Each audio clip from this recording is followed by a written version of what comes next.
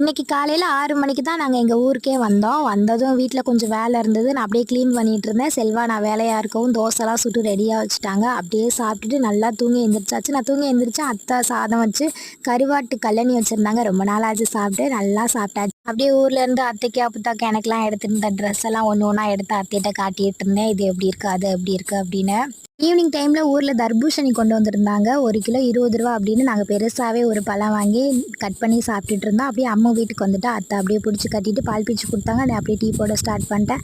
Tea குடிச்சிட்டு ரொம்ப நேரம் கதை பேசிட்டே இருந்தாச்சு. அப்புறம் என் மக ஒருத்தி கணக்கு சொல்லிக் குடுங்கம்மா அப்படின்னு வந்திருந்தா. என்ன கணக்கு? இந்த கடன் வாங்கி கழித்தல் கணக்கு. ரொம்ப நாளாச்சு இதெல்லாம் பார்த்து. அப்படியே மகளுக்கு சொல்லிக் குடுத்துட்டு இருந்தேன். பழைய ஞாபகம்லாம் வந்துருந்துச்சு. எனக்கெல்லாம் கணக்கே அவ்வளவா தெரியாது. இப்போ ஓரளவு சுமாரா தெரியுதுன்னு நினைக்கிறேன்.